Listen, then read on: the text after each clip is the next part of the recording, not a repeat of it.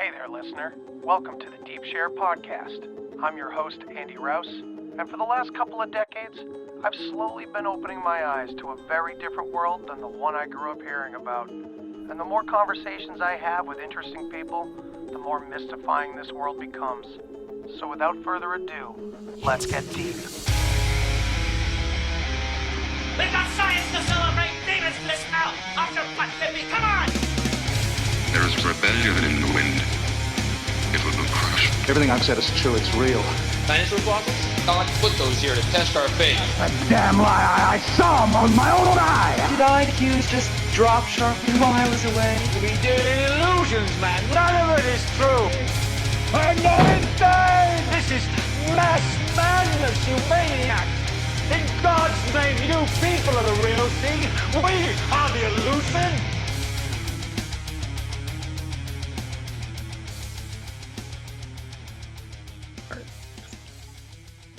All right, welcome back to the Deep Share. I am honored to have a neighbor of mine who we've never met, but we've been talking for off and on for a good year now because of everything that's been going on in the world. And I would love to welcome Dr. Robin Drury. How you doing, so much. Robin? I'm wonderful. I'm so grateful to be here. I'm so glad to have you. And I'm so glad we ended up running into each other on a digital medium at some point, you know? I know social media can be wonderful. Yeah, exactly. It's got to work for us to buy into it, right? Exactly. In the first place. So let's give my audience a little bit of background into what you do and how you feel about everything that's going on. Well, let's just stick to your background first. Start simple, right? Yeah. All right. So let's see. So I was trained, I've been a yoga instructor from the time I was in college all the way. So that's about 20 years. I've been studying and sharing yoga and meditation with people in various forms, and very grateful for that. It's led me into a lot of other things, right? So at one point, I think I was a yoga teacher. I had 7 jobs. I was an art model. I was working retail. I was a babysitter. I was teaching yoga at like 2 or 3 different studios. And that's like what your 20s is for, right? And so I looked at what I was doing and how I was doing it. And I was like, this is not sustainable. And so I was sharing with my mother, who I'm very close with. I'm very, very fortunate to have a mother who's awake. And she said, well, why don't you be a chiropractor? And I said, I don't like, isn't that a lot of science, right? Like my training, I was an art history major. I studied French and Italian and theater. I was not interested in any science at all.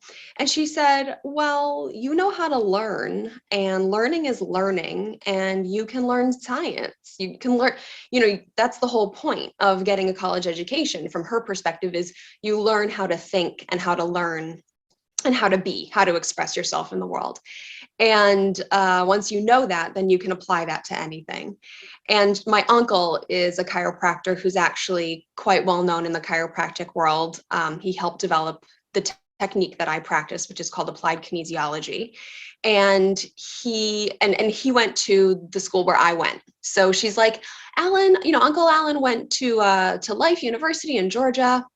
Why don't you just call the school and find out what are the credentials, right? So the prerequisites, actually 50% of them were waived because of my GPA during my undergrad. And so I actually very easily could go to chiropractic school, which I was nice. I kind of thought about, I was like, okay. And I was also working for an acupuncturist at the time. And she looked at me and she said, Robin, you could be an acupuncturist. You have the ability, you have the affinity for supporting people in their healing to do this. And I thought about that. And what made the decision for me was using my body to facilitate someone's healing versus using needles, right? That was the main difference as I perceived it. And I chose my body because I am extremely kinesthetic, and I already had a foundation in anatomy and movement from my yoga training. And so I went to chiropractic school, and now I'm a practicing chiropractor. I have my own practice in central Massachusetts. And I'm a life coach. I parlayed over the years. I had clients, patients come in who wanted more of a conversation, a deeper conversation around health and healing than what I could do in 15 minutes with an adjustment, you know? And so we started scheduling 30 minutes or 45 minutes. And I would give them energetic tools. I would give them meditations. I would talk to them about fasting or coffee enemas or, like all of the fun stuff that I talk about with my clients. And I get to support, especially women, in their healing and in their reclamation of their bodies and of their selves. So and now I'm doing more and more online. I lead an online women's group called Embodied Mythology, where we study goddess yoga together. I have a bunch of classes that are available online for people they're just basically toolkits, right? They're the things that I give my clients for people who I can't do sessions with. And so if someone's like, well, I have anxiety and stress all the time, what do I do? It's like, well, here are 30 things for you to do that take 2 seconds and require, zero level of, awareness or ability. It's like very simple, beginner, basic things. But I've just kind of collected them over the years. So I have like vast amounts of resources that now I'm trying to make available to a broader audience than my little central Massachusetts chiropractic office. So you're doing a great job. Thank you. I love your posts. I love your videos and your work. And I know you do focus mainly on women, and I think that's great. Would someone like me still benefit from your classes though? Does it work on both? Okay, good. Okay. Yep. So the classes, let's see. So the embodied mythology is specifically a women's class, right? Okay. And I have like an embodied menstrual class. Like I would not recommend that for you, right? It's not going to be relevant. But there's an immunity toolkit. There's a well-being toolkit. Those toolkits they're not based on gender at all, right? They're just tons of resources, basically. They're audios and videos and PDFs that I've written and protocols of supplements that you can use to support your body and healing itself. That's awesome. So the majority of my work is actually, it used to be like all women, right? And now I've had more and more men asking me for resources and tools. So I have, I think it's like Wellness with Dr. Robin is a monthly class that I do, and I have men and women attend that, right? It's just a wellness class. Yeah. Yeah. Excellent. And, you touched on my favorite theme of all. I really respect that the way you made your decision to go into your line of work with chiropractic practice was based on doing it yourself rather than using an external third party tool like a needle. And the adjustment still is something external, right? Like that is still something that is being done passively to the body. And this is something that I grapple with continuously because I don't believe that the body needs anything external in order to heal. I'm right there with you. Yeah. And so my husband and I, so he's also a chiropractor. Oh, cool. So he's like, well, the one adjustment that, you could argue for would be the upper cervical, right? Like your atlas, because the neurology of that segment, it innervates itself. So when it is dysfunctioning, it is not aware of itself. It cannot unlock itself. But, you could argue the other way that if everything else around it is moving well and that you can get moving itself, right? That is helped by every other part of your body is basically innervated by a different part of it, a different segment, right? Neurology is really complicated, but essentially there is one argument that you could make that we can't heal ourselves or we can't get moving ourselves, but I don't know if I even agree. So I'm a terrible chiropractor in some respects. I'm like, you don't need chiropractic. You don't need anything. Well, maybe we could frame it. What do you think of this? That because of our contemporary conditions, because of the society and the way it has gone for nefarious reasons or just natural, we've lost our ancient memory. I don't know if I buy that, but you know what I'm saying. Well, I think that there are roadmaps, and I think that chiropractic is one I mean, that's one of the things that you can do that's the least invasive to your body, right? And I think that most people in the West, if you have a lifestyle where you're trying to care for children and go to work and live, right, the way that most of us live, we don't have time to move for hours and hours every day. And that's actually what our bodies are designed to do. And that is how we're designed to heal. So the more movement that someone is doing throughout the day, the less they need something like chiropractic or, really anything, right? Like massage, acupuncture, Right. herbs, supplements, Medicine right? of any kind. Right, absolutely. Holistic or not, right? And what the holistic world has done is it's just put an allopathic model into like using natural elements, right? Mm-hmm. Like if you're using supplements to get rid of symptoms, you're still using something to get rid of symptoms, right? Like that's not the idea. The idea is that your body is a self-healing, self-regulating mechanism, and that the intelligence within your body is much greater than your cognitive mind can ever understand. And the goal is to become clear about what you are doing. So symptoms in my world, symptoms are the healing process. So when you find a lump or you're anxious or you're not sleeping well, your metabolism's off or you get a headache, that is the healing process right then, that symptom, right? And so your body is responding and your body is always right. Your body it is designed to heal. It is always correct. It is always appropriate. It is always a genius. And your thinking mind that's reacting to it is always or generally wrong, right? Yeah. So for me, helping people is about helping them remember how, like, these basic tools in like getting out of your body's way, and also figuring out what's that stimulus that your body is reacting to, right? Is it an environmental toxin? Is it something you've put into your body? Is it a relationship? Is it a thought pattern? Is it what you're eating? Is it, what is it? Because once you remove that, then the body can clean itself up, right? Yes. And it doesn't have to continue with the healing process. Right. So supplements and things like that, you could almost say that this is to help get us back to a place where our bodies can behave the way they were meant to. Maybe the supplement business won't be booming in 20 years, but it won't be a bad thing in all ways. If we ate beef liver, we wouldn't need supplements. If we did? Yeah, if we ate beef liver, we wouldn't need supplements. What does the beef liver have that say for instance, from my wife's vegan perspective, right?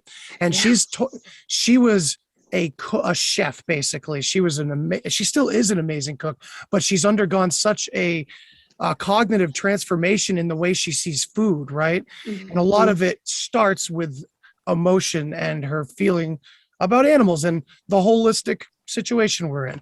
So beef liver, she has researched and kind of pointed to these people that suggest that what we get from animals is what they're actually getting from what they eat. Okay, let's talk about that a little bit. So beef liver, it's more of like the pill form of the natural way to get whatever the cow's eating or something. So a cow should be eating green vegetables, right? A cow should be eating grass. And then it takes all of those green vegetables and it creates protein. And we are designed to break down and metabolize protein and fat. Those are our most efficient nutrient resources. So beef liver, so the liver has over 500 functions in your body. And because of that, it is the most nutrient dense organ, right? Because it requires the most nutrients in order to function in 500 different ways in metabolic processes. It produces cholesterol, which is vital to our hormone balance, right? Cholesterol is the base of hormones. It along with the gallbladder metabolizes fat on the body, right? It filters all of the blood of our body every 3 minutes. And so if we're looking for, so basically there's a great account on Instagram called Carnivore Aurelius, and he posts about beef liver frequently. And he posts nutrient lists, right? Like what is in beef liver. And I mean, I want to say there are between 20 and 30 nutrients in terms of, I mean, like vitamins and minerals in beef liver that we are, because our soil has been ruined. And so vegetables don't have the nutrient density that they did even 50 years ago, 60 years ago. We would need to eat, I think it's 50 heads of broccoli to get the amount of calcium or perhaps iron that was in one head of broccoli 60 years ago. Wow. Right. So for us to get appropriate nourishment from the food we eat, we actually have to change the food that we eat. And what that means is eating food that is consciously raised and eating the diet that it needs to be eating. And eating grass-fed beef is actually wonderful for the environment. It's a negative impact. I mean, like, so instead of like having a positive impact on greenhouse emissions, it has a negative impact, right? So it means meaning it takes away, it's actually regenerating the earth to support your local farmers and to eat the beef and to eat all of the pieces. So this is something that I'm working on, right? I have friends who are hunters who are helping me. I used to be vegan. I was vegan for a long time. And then my yoga teacher looked at me and said, you need to eat animal protein. Your nervous system is not well. And I said, oh, that's uncomfortable. And I did. And she was right. And then in chiropractic school, I think that I was gluten-free, but I was eating meat. Yeah, I was eating meat, but I was not eating enough. And I was eating gluten-free. And I thought that meant I was healthy. I had terrible skin. I have a lot of acne. And I was really stressed out, lots of inflammation. And I was in a board review for national boards. And the guy was like, you guys need to double your protein intake and double your fat intake. And here's the sources of fat that you need. And it was all like eat bacon, right? And eat fat, eat avocados and olives and nuts and seeds and bacon and burgers were like on the list. And I was like, I can't, but then I started and lo and behold, my skin cleared up and like all my health issues went away. Wow. So because an animal is converting all of those foods into the meat of its body, literally, and not just the meat, but like we use the bones and we make bone broth, right?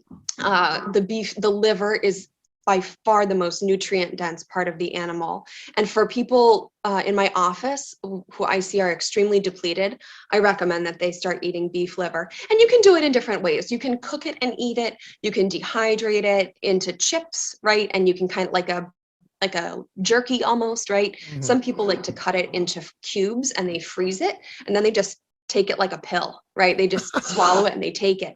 But talk about micronutrients. It has all of them because it's doing so much work for that animal.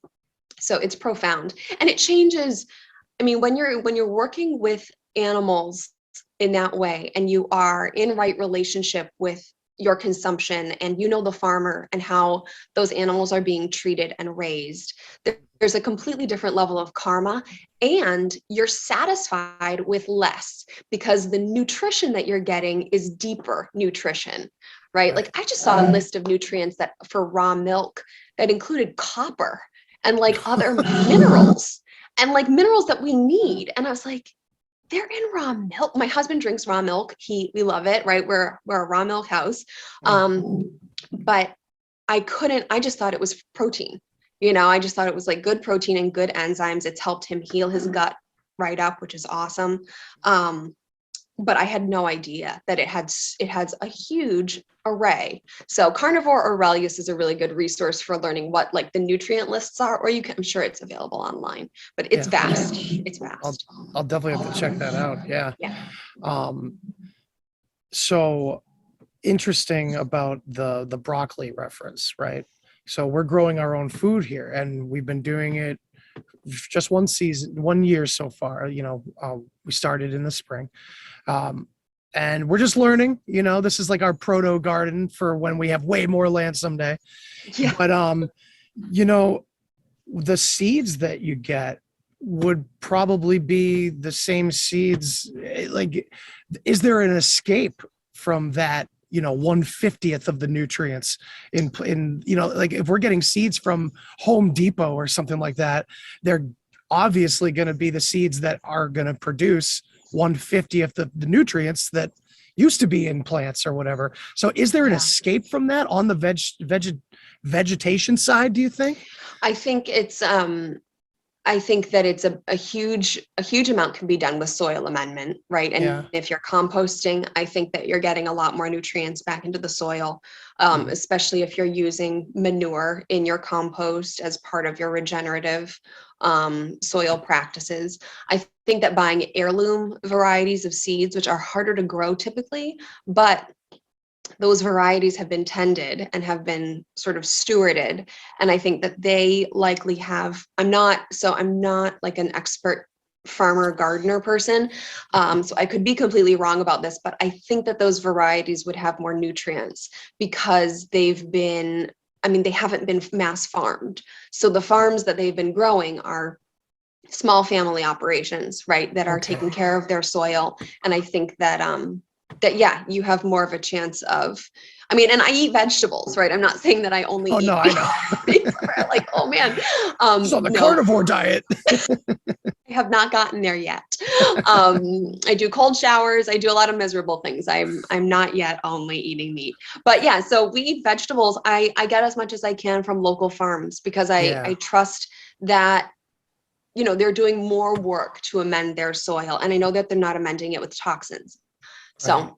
And that's a karmic thing right there. Just the hard work being put into doing something that's not going to get you that huge national farmers profit margin, but are doing the work to benefit the future, really. Yeah. That's great. That's great. So I wanted to switch gears a little bit. I know you talk a lot about mudras, and I don't know a lot about that angle of it. And I'd like to hear more because when it sounds to me like I could connect it to maybe other cultural systems that I've heard of. And I'm just curious to learn more about it. I'm sure my audience would like to hear about your work with it too. So mudras are part of the yogic paradigm. So in yoga, the physical body is considered to be a microcosm of the universe. Nice. Okay. So within us, we have multiple maps. We have a map on our face. We have maps on our hands. We have maps on our feet, like reflexology, right? Reflexology points. And specifically in the science of Ayurveda, which is the Indian modality for finding wellness and balance, you have various you have various ways of going about bringing balance back into the system. So mudras it's hand yoga, right? Mudra means gesture. And mudras can be used to, mudras can be used to direct and amplify energy in the body. So if you suffer from high blood pressure, you can find a mudra that will help to lower your blood pressure because Ayurvedic science is ancient and it's deep, right? It's like Chinese traditional medicine. It's much more vast than most Westerners have any kind of concept of. But essentially, the elements, it's a system that looks at the elements and their balance in the body-mind system and how the different elements are playing out.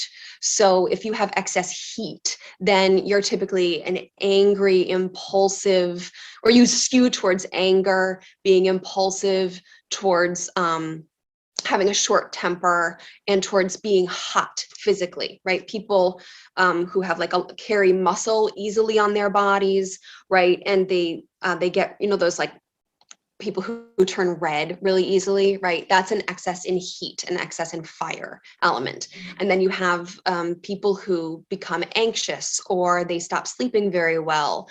That's an excess of wind, right? So it's all about finding out sort of what your dosha is your makeup, your your physical energetic makeup, finding out, and typically we have all three of them within us in different ratios.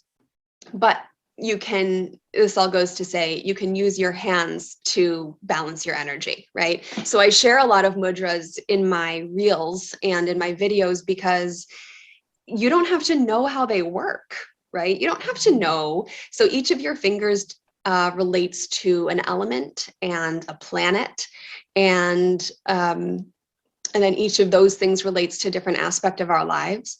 And when we amplify or cut off the energy in those specific hands or specific fingers with specific gestures, then we can direct the energy. So we have to practice them with reverence. You know, in the West, we like to just divorce a practice from its roots and say that now we got it and I'm a master of it. But, really we have to be a bit discerning with it and use our common sense like anything. But yeah, it's a powerful tool. The same thing with mantra. Mantra is sound yoga, right? Sound vibrational healing that, when we're looking to begin something, we can use sound to help activate our energy and get us going. If we're looking to soothe a grieving heart, we can use sound to activate and come into resonance with a vibration of love and sweetness, right? So it's similar. We have these different pieces of yoga that are not mainstream, but that in India are considered traditional. Yoga is it's a whole pie. It's not just the asana that we have created it to be in the West. The West loves to take it and make it its own thing. Loves it. And the weirder it looks and the more pretzel-y and bendy you are, then, the better yogi or better yogini you are, right? Obviously. That's what that means. It's okay. So this is cool. You went right where I thought you were going to go. So I love when that happens. So I've always been interested in like runes. I'm not sure if you've ever looked into them, but I've been looking into the origin of runes based on a lot of Scandinavian mythology and folklore. And it seems that the root of yoga is tied to symbols that they were trying to make with their body, which they called runes. And if we know what runes are, which is I would say a very loose connection, would be similar to sigil magic, what you described with the mudras. If I'm not, it seems very connected to me. And I'm just curious if you had any thoughts about that maybe these pagan, heathen, these terms even sound familiar in some ways, that it all kind of came from a similar tradition maybe long ago. I don't know. I think that that feels like a yes to me. I have Nordic roots as well. And I know very little about working with runes, but I'm very interested. And what I know of the roots of yoga is that it's a path towards reclaiming total responsibility for your awakening, right? And coming into union back into universal consciousness. So it's about learning how to practice being that in our everyday lives. Mm-hmm. And it would make total sense to me that, as my mother says, she's like, ideas are ideas, they go everywhere, because as I'm doing yoga, I read yogic text, and I was brought up Jewish.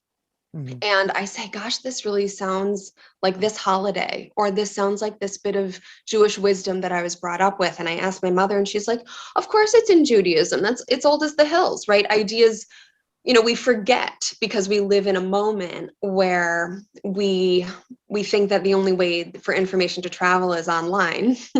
But we forget that people used to walk the world and collect ideas.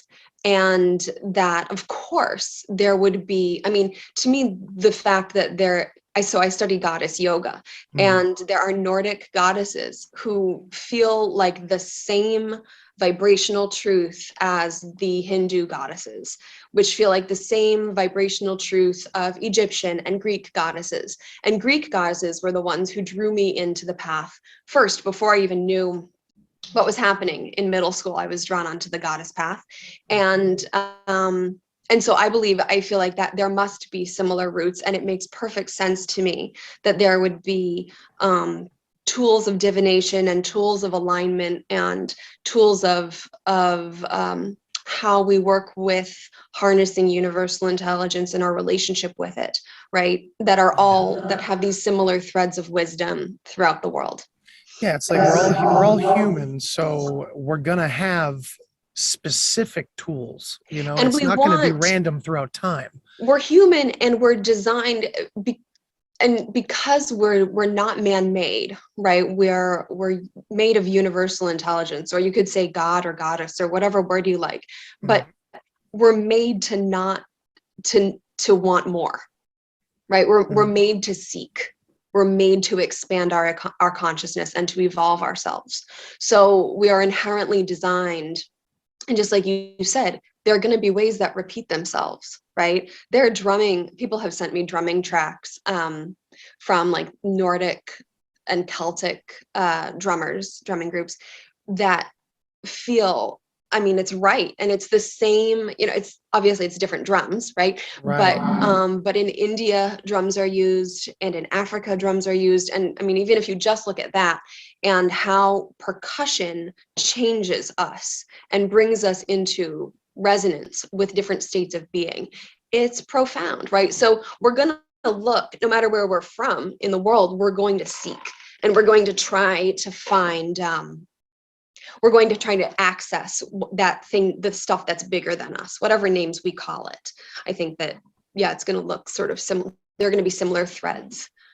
That's great. I like that. I like getting that confirmation, because it's like we're building this big puzzle all together, and it's we're all coming from these very different cultures. And I think this is the best time to be alive, to see it's a painful process perhaps in some ways, but the breaking down of these differences is such a profound thing. And that's why we have so much pushback, it feels like, because we're really starting to come into it, and we're starting to see where the connections really are. Well, and waking up into your sovereignty is quite uncomfortable. Hell right? Yeah. Waking up into your responsibility and the fact that, that you do have a choice about things, and that you are responsible for what you bring into a space, right? That's quite uncomfortable. And I think that many of the people who are resisting what's happening right now, or just kind of going along to get along, right? Trying to, whatever, appease whatever system they're following. That's very uncomfortable too, because they know they're lying to themselves on some level, right? It's becoming more and more apparent that it's false, that it doesn't work. And so for some of us, we've sought, since week 1 or week 2, we went, nope, this isn't how viruses work. This isn't how society works. This isn't how humanity works. This isn't how evolution works. Like, nope. Right. And then a lot of people, we've just been indoctrinated to give our power away, right? To the medical community, especially, right? The doctor knows best. The doctor knows my body better than I do, right? And so we've put doctor in the place of God. And we've done that with the government as well. And education too. Absolutely. We've just completely removed our relationships with divinity. And, that's okay, because divinity doesn't need to be proven to anybody or defended. But at some point that comes and bites you in the ass, right? And then you're forced to say, oh, maybe I'm not in control. Yeah. And then they get to say, you asked for all of it. Absolutely right. You signed up. Oh, that's what I find myself talking about. And I'm sure some of my listeners might, think it's a broken record thing, but it's this artificial, mimicry is what I like to refer to it as. It's like, and you see it in all religions too, which is why I think part of the truth community that we're all a lot of us are a part of, there's this sect that's like, if they weren't religious before, they've almost become biblical in their lives, because they're like, oh my God, like Okay, so you're telling me there's a group in charge of everything that doesn't seem to ever do anything for itself. It gets you to do it for them, and they only benefit and they deceive. This is every religious story, and it's confounding, and it's crazy that we're witnessing it like this now. Yeah, you it's know? tricky. It's tricky, right? Religion, no matter what the religion is, it's still man-made and it's still filtered through egos. And so we have to be so discerning. And part of what's happened in the West, especially, is we've lost the muscle of discernment, right? We don't use it. We just kind of trust that what the government is saying or what the church is saying or what the doctor is saying is right and that they have our best interest at heart. And unfortunately, it doesn't work, right? At some point you have to go, oh, wait, if people are part of it, then egos, I mean, that's just, we're fallible, right? Right. Egos are not the truth, right? An individual is not the truth. And so we have to start untangling all the things. It was very uncomfortable for me. I used to perceive myself as dyed in the blue liberal. And my Gotcha. family, and I thought that was the way to be a good human being, right? And my husband has always been a little bit more middle of the road and conservative than I. And in the last year and a half, especially, I've had multiple breakdowns and grieving processes. And I'm sure if some members of my family hear me talking, they probably don't realize how far away I've moved from that mentality. But I'm not interested in lying, and both my husband and I are not interested in shying away from confrontation any longer. So it just is what it is. It's like, I hope to not be defensive and angry, but we're not going to tell lies anymore. And so, and then we started listening. I started listening to Tom Sowell and studying his work and other brilliant men, Martin Friedman, the old guys who've been around and been watching history repeat itself and can actually see what happened in history when you take the lens of indoctrination, off, and you just look at what happened and what actually happened, and you broaden your perspective. It's like, oh man, the left has just missed the mark so many times, like with well-intentioned, been like, what's the saying is the road to hell is paved with good intentions. And so I've had to unravel a lot of my identity, and I've lost a lot of people, and it's been quite uncomfortable, but it's not a reason to lie to myself. It's not a reason to live in that cognitive dissonance. I think that's worse for me. That's not an option. Well, I agree with you, and I didn't realize just how important this conversation was going to be, honestly. I thought it was going to be great and fun, but I didn't realize that, like, you feel like yourself, you were indoctrinated by the left, where, like, I always felt liberal, but it was kind of like a gradual thing for me. Over time, it was just like, okay, it's two wings to flap one bird. Okay, now I see. But like, it's really good to have someone who can say that about the past couple of years, because so many of us that grew up raging against the machine are looking at all of our friends who are, and I'm stealing this from Sam Tripoli, raging on behalf of the machine, it seems now, got hoodwinked.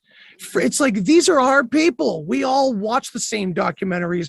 We all hugged the same tree. We all accepted the same gay person when it wasn't even acceptable in the late 90s, for Christ's sake. Like, we were those people. And now suddenly, on a cultural level, on a moral level, on a political level, on every level, at first it feels like the left has been hijacked away from you. But then you step back again and you go, oh, it was never for us. It was using. It was never what we thought it was. It was never. When I learned about was it the Republican Party that was founded to eradicate slavery? I was like, what? Blah, blah, blah. Right. But then let's not love too hard on the other side either. No, right. Right. No. I'm not saying I'm No. not on either. I don't affiliate with either party. I'm Absolutely. north somewhere, without moving away from labels.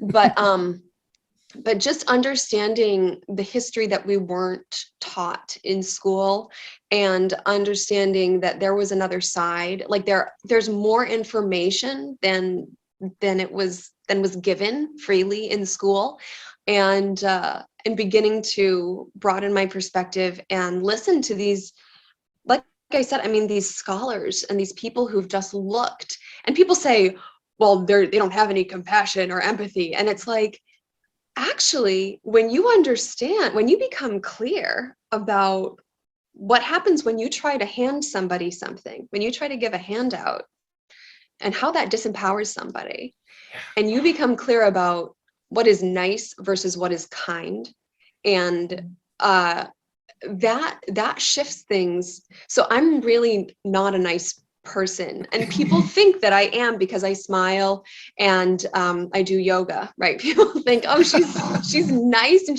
I'm fun, right? I'm fun for sure. But when you are a patient in my office, I don't lie to you, right? And it's like, what have you been doing? Tell me about your lifestyle, right? Tell me about the food you're eating. Tell me about what do you do for movement, right? And most people are like, well, I go to the gym a few times a week, right? I'm like, well, that leaves how many hours a day, right? How many days a week where you're not moving, right?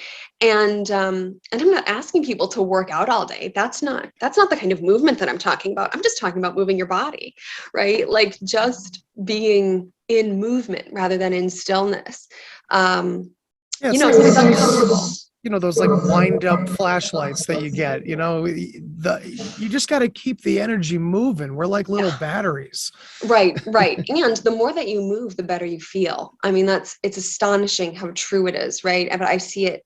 And if you're hurt, if you're injured, if something is damaged, you need to move more, right? And we're taught to just coddle and rest. And I'm not saying that we don't need rest. We need real rest. You need to turn off the internet and turn off your devices and move into meditation and move into stillness and learn how to do that and nourish your soul, right? Or go to sleep and rest, right? But this like half rest, being vaguely stimulated, dopamine hits from scrolling on social media, like that doesn't create well-being. And it's uncomfortable. It's uncomfortable when we start to realize how much we have control over and how little, or how much we've just allowed ourselves to move into habits that don't serve us, right? Yeah, I like that. One thing that I gained from my psychedelic experiences was like a very abrasive physical feeling of how I was not taking care of my body. Where like of course psychedelics will do it to you spiritually and mentally and help with all sorts of things, but it was interesting to feel like my bones were out of place, my everything was just not correct. And maybe that does start in the brain and it was just a feeling I was manifesting. But regardless, it's interesting when you were talking about the body being our microcosm, and that famous saying of, if we could only feel what we do to the world, we would change in an instant. And it feels like we're maybe going through that macrocosm now. Yes. Of that, we on an individual level have to change and we have to go into our darkness and figure it all out. And do you think we're doing that on a global level right now? Yeah, I think there's a rapid awakening, right? So what happens with ascension is that first you have to look at all of your darkness, right? And you have to learn. So this is just my very personal goddess yoga perspective. So this perhaps won't resonate, but for me, the chaos and the darkness and the distortion and the evil, they're holy too. They're sacred. And so on the goddess path of yoga, we take all of life as sacred. So the good things and the bad things, the things that we like and the things that we abhor, they're all expressions of the goddess. The goddess is all of manifested reality. And what darkness is, what demons are, they are distorted light. They are distorted or frozen patterns of energy that require us to pay attention in different ways in order to thaw the energy and to get it moving again. So a big part of what I do and how I look at the world is, how can I transmute this? How can I increase my capacity to feel uncomfortable? Because our systems we don't like, obviously it's uncomfortable, right? we don't want to sit with it, right? And we've been trained to move into pleasure and to move away from discomfort as quickly as possible, right? You have a headache, you take an aspirin, right? Easy. And so I think that what's happening right now on sort of a massive level is that finally the darkness is fully expressing itself. And we've been pushing it away. We've been trying not to look for a long time. And now it's becoming deeply clear how much control, how deeply we've been manipulated, how distorted the stories have become, right? It's now coming up in a very loud way. Right now we have access to everything all the time, and we can see, if we have eyes to look, we can see how deeply distorted it has been. And so a lot of people are having a lot of physical discomfort in this process, right? We have more anxiety, we have more stress, we have more, I don't even know how many flare-ups I've had in my office of people having their weird things be like, I wasn't doing anything, but now I threw my back out, right? Or I was sneezed and threw my back out, right? Something really innocuous, but that's an indicator that there is tension in the system that we're not aware of. And on a physical level, our nervous system is only aware of 5% of what's going on in and around us at any given moment. And so that other 95% generally runs just fine. But when we're in a moment of ascension or a moment of transformation, we start to become aware, right? Our capacity broadens, and we have an opportunity for exquisite healing. But we have to feel it, right? You have to feel in order to heal. It's one of those obnoxiously true aphorisms. Oh yeah. But yeah, that's kind of what I think it's what I witness is happening. And I think that, for me, it's not about feeding the chaos anymore. It's about saying, yes, there is that. And the only thing that drives out darkness is light, right? So I anchor deeper and deeper into that. And as I increase my own capacity to feel discomfort and to allow energy to move through me, I open up that capacity for people around me. That's why I practice. Excellent. And what comes to mind these days for me is, be spiritual, but remain vigilant. Because, and not to keep going down like any dark paths, but the reason why I say vigilance is because it seems to me that when you have people, quote unquote, waking up, right? Ascension, right? Beginning their process, they're at their most vulnerable state and easily led, I would say. And that's where it seems the snake oil peddlers wait with frothing mouths. So I was just curious about your take on, through your journey, learning from so many different sources. Similar to me, I'm interested in very many different cultures and different ways of looking at these specific things. And I'm finding that a lot of it gets co-opted and a lot of it gets, what's the word? Like, not that it's not true all the time, but they pepper, there's a lot of like misinformation peppered into even spiritual practices. And I've said this before on the podcast, and maybe this is me just putting my tinfoil hat on, but the fact that BlackRock is like sweeping around and just like eating up every bit of everything in this world, and they also own Gaia, and I'm not saying that everyone on Gaia is this evil lizard person, nothing like that, but there's got to be something to be said there with the spiritual movement itself. Kind of, there's an attempt on it, right? There's an attempt to There's hijack an attempt it. everywhere. I think that I mean, I think that's it's just like any other institution, right? We've created more institutions for ourselves, and we don't want to, or we don't know how to do the work for ourselves. And so we look for teachers, and I think the more you're looking for somebody to show you the way, the more, of course, the more vulnerable you are to misinformation and to those people who are distorting the teachings.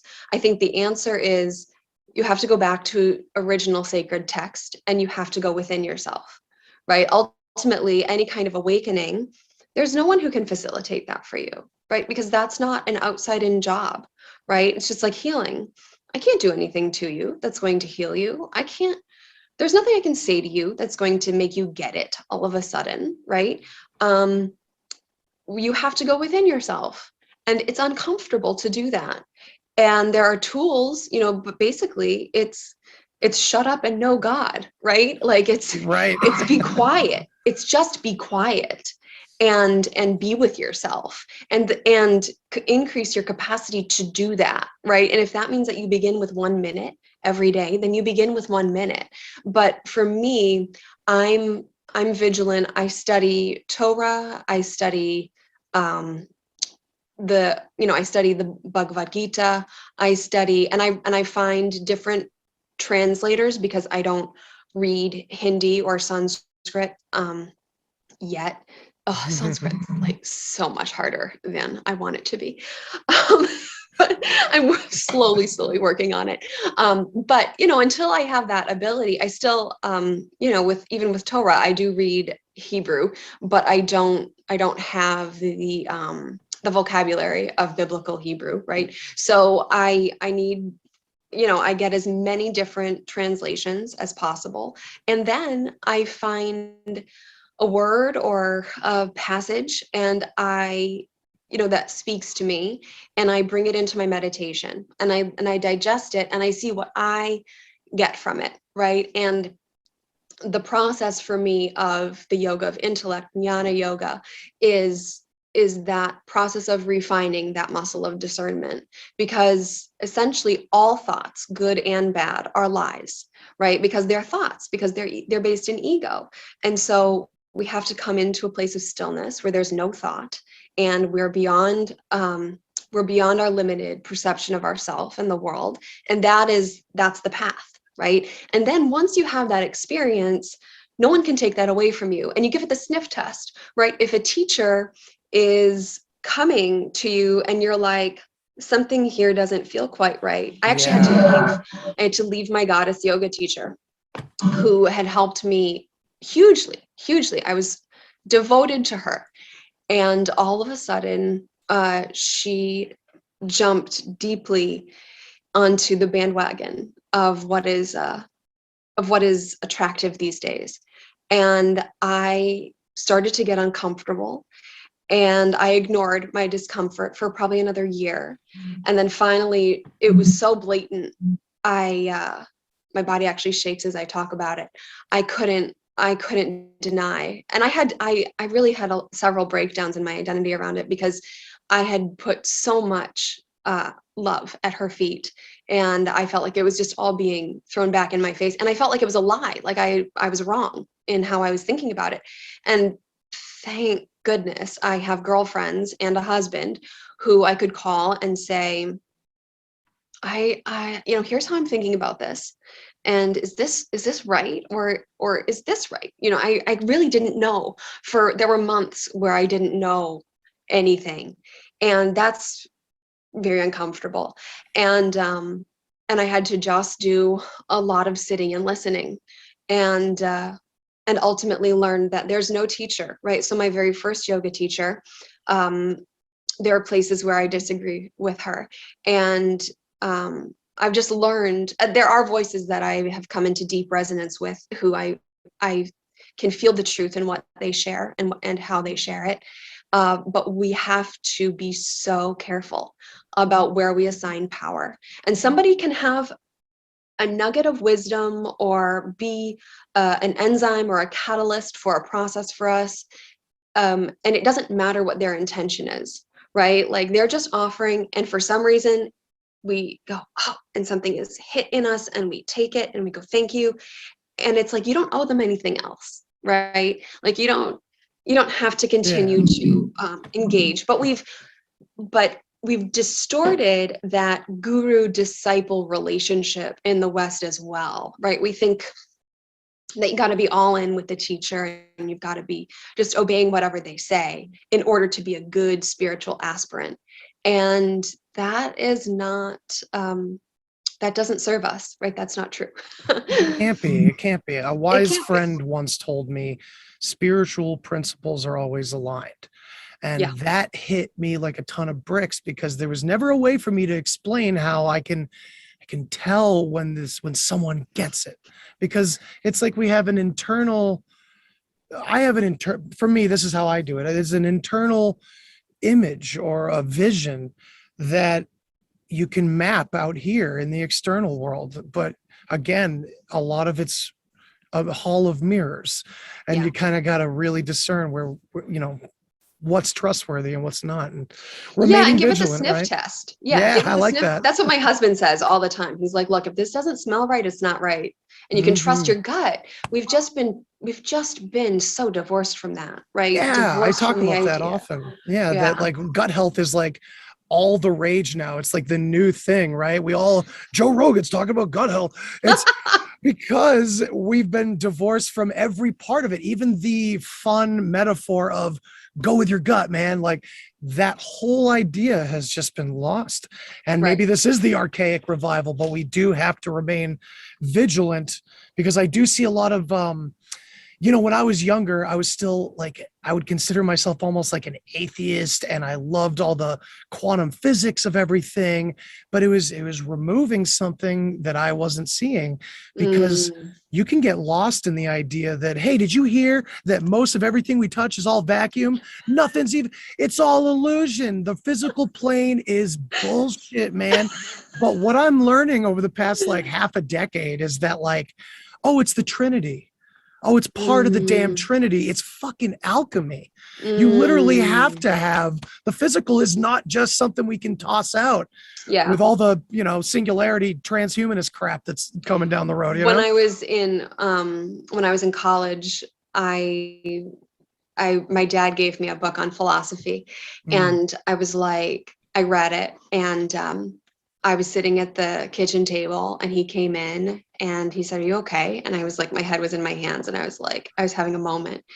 And I was like, "Dad, I really don't know what's real anymore." He goes, "Okay, that's fine. Do you need a sandwich?" And I was like, "What?" I was like, "This isn't real. Like our lives." He said, well, kid, you got a physical body and you got a life to live. So whether it's real or not, it doesn't matter. You need a sandwich and you need a shower." And I was like, oh, okay. Like, and now, and so, and I mean, he's a wise man, right? And goddess yoga, the yoga I practice is the same. It's like the holiness of our physical expression, and that quality that you're talking about of vigilance, that to me, that's an expression of masculine energy right there. So the feminine is designed to feel and express and be in communication and to manifest and to create and destroy and to change all the time. And the masculine's job, the masculine role, and this is in all of us all the time, but also in our relationships and in our world, is to hold space and to guard, right? Because without that, she needs something to contain her a little bit, right? Because when force is just moving without any containment and without any kind of vigilance or anything guarding it, it is destructive. It doesn't work for very long, right? Mm-hmm. And there's a story. If you want, I will give you the story. If you want the myth of Kali and Shiva. So there's a great battle of demons. The demons are winning the battle. And the battle starts off with the goddess Durga. She's the mother goddess in Hinduism. And she's fierce. She's a fierce goddess. She's riding this tiger, and she gives birth to all the other goddesses during this battle. And finally, there's a demon where every time its head is cut off, the blood spills and it creates more demons. And so the light is being sort of eliminated by the dark. And out of Durga comes Kali. And Kali is this terrible form of the goddess. She has this long, bloody tongue, and she has a necklace of skulls and a skirt of arms, and she has a trident, and she has this black, long black hair that's just wild and flowing, and she is wrath. She is wrath, and her skin is dark blue, and she is wrath personified. She's also desire. She is magnetism. She is the black hole drawing us in. So she's very, very powerful. And she starts to lick up the blood of the demons so that they can't procreate. And she licks them up and she eats them. So this is one of the keys that we have, is when there are demons, we take them into our body. We feed it to ourselves. We feed that energy of that distorted energy into the body, and we can transmute it, right? She transmutes it because it's Shakti. It's all goddess, right? And so she knows what they are. She's like, well, you're just me. So she just licks them and brings them back into herself. And then she's fueled in the rage. She's fueled in the current of battle. And she just starts destroying everything. And she starts destroying the world and what is good in the world. And for a moment, it looks like Kali is going to destroy everything everywhere, right? And this is the end of universal existence as anybody knows it. And in that moment, there's always a dichotomy. There's always a male and female in Hinduism. So Shiva is her consort, and Shiva is the transcendent, the awareness, the big, like beyond all God. And he goes into the battlefield and he says, Kali, stop, you're ruining, like he's her husband, he's her lover, he's there, he's like trying to ground her and he can't. So he lies down at her feet and he surrenders himself. And just at the moment where she's about to kill him, they lock eyes and she stops. So there's the whole dichotomy, right? Is that he knew exactly what his job was. He had to get in her way. And the only way, and to stop her, right? And the only way he was going to do that was to go completely present, right? Like he couldn't, when you're battling with someone, and you're you're seeing what they're doing is wrong, right? That's not holding space for them. That's not being on the same page, right? Like that's still a dichotomy. So he had to move into surrender, into her totally. And in that moment, it all stopped. And she came back to herself and life continued. That's the story. So that vigilance, right? That's him. That's God consciousness. And that is the masculine. And right now, one of the things that I perceive as being vital to what's happening is the masculine reawakening itself into its role as protector. It's and proper role. Right, absolutely, right. As well. It's been completely distorted, and masculinity has been taken away from men in a huge way. And something that's completely vital to me is men reawakening that primitive instinct to protect and to hold space, right? And to be that vigilance, so that the women can do the work of the healing and the reconnecting, right? That's our job, right? So a woman shouldn't be, well, ideally, a woman should not be like making those decisions about masking her children, right? Like the man should be like walking out in front without a mask, right? right? Just looking like a dude, right? Yep. And so, and how many families were we seeing at the beginning of this where like the woman with her kids, they wouldn't be wearing masks and the guy would. And it's like, what are you doing? Painful. What are you doing? It's very uncomfortable, right? Very, very uncomfortable. So that to me is like that vigilance that you speak of. That is a man waking up into himself. And I love that story because, again, with the distortion of masculinity, Shiva doesn't stop her with violence or force. He stops her with the complete opposite, because it's all about discernment as well as vigilance. You know? Yeah, absolutely. Yeah, he stops her by moving directly into her path and saying yes to her. And that's so. In relationships, when a woman is going nuts, or the feminine part of the relationship is going crazy, when the masculine part can go, give it to me. I'm here with you. I'm here. Give it to me, babe. I'm here. I can take it. I can take your anger. You need to cry. You need to scream. Got it. Yeah, sure. Go for it. Right. And he can be in that space with her. It burns up fast. Right. Because she just has to move. Right. Well, I'm trying to get my husband to get it right. Yeah, me too. We're all right. We all have this, right? And sometimes the man needs to also be the one to fly off the handle. But when a man is flying off the handle, the woman does not need to be saying no to him, right? We don't need our partner to go, you are wrong in your emotions, right? Like that's not productive. You say you've got to get the emotion. When an emotion is a chemical cascade, it moves through your body, and if you just let it move through your body, it's done in 60 seconds and it's done. You burn it up, right? And then afterwards you can perpetuate it for longer with your judgments and your stories and your resentment, right?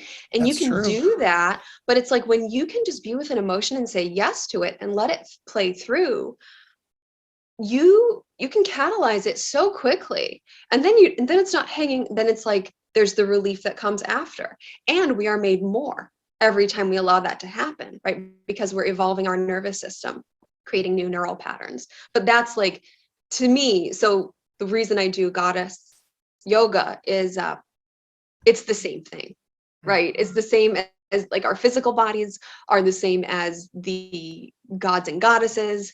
It's the same thing as it's all mirroring each other, I guess. As It's all above, mirroring so itself. below, right? Exactly right. Yeah.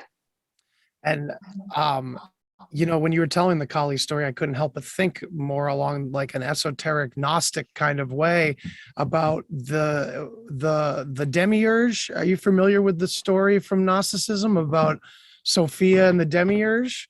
Where it's like, oh, dude, okay, I'll give you a little bit, but research it yourself. You'll love it. It's right up your alley. Yeah. So the Demiurge is like the actionable side of Sophia, where Sophia is more of this intention, but Sophia is also the creator. She's the god of everything. Yeah. But nothing comes into existence until the Demiurge. The Demiurge is the representation to me. I'm not alone, but I'm not universally accepted on this, but the Demiurge is the representation of the physical entirely. And the Demiurge is linked to demonic stuff. It's linked to all these things, but it's the ego. It's the egoic side of this system that we have.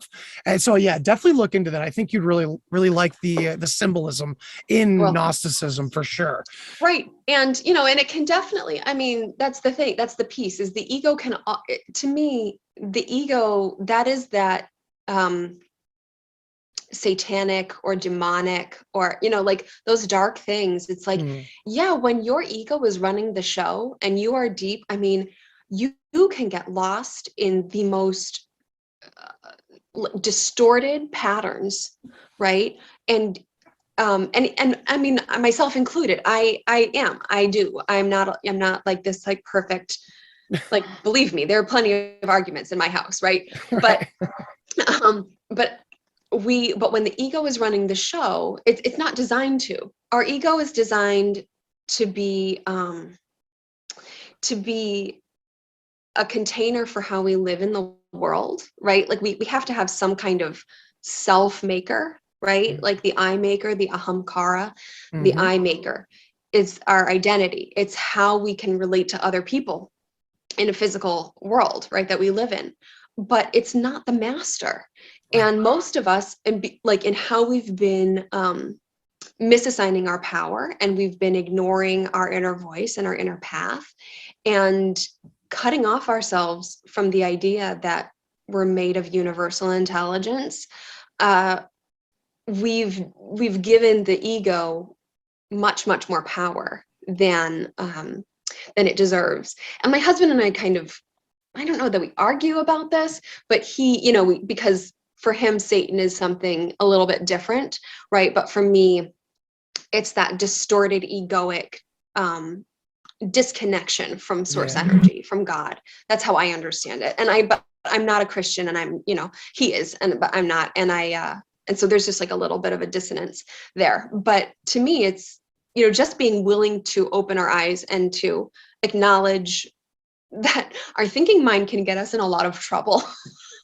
Absolutely. That's the important thing for me, you know.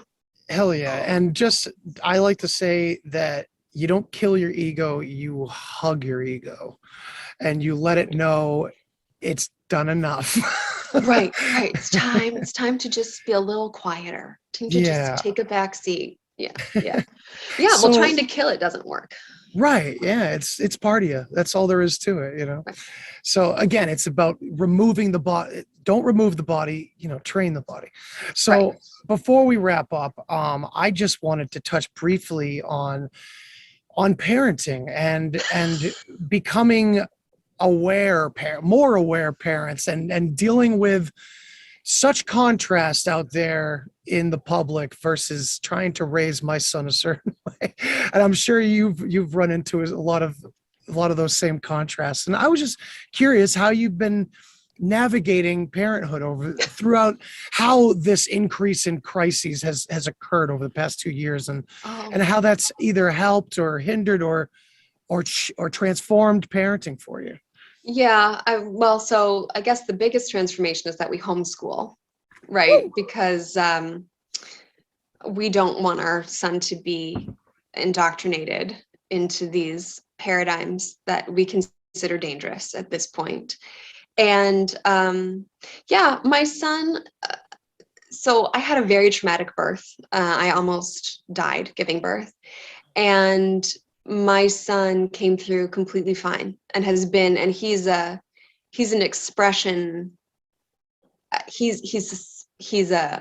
think he's a very high being, honestly. I'm That's sure beautiful. Many parents say that, but so the word in Hebrew is domim, which is an earth spirit. They're the earth spirits in Hebrew.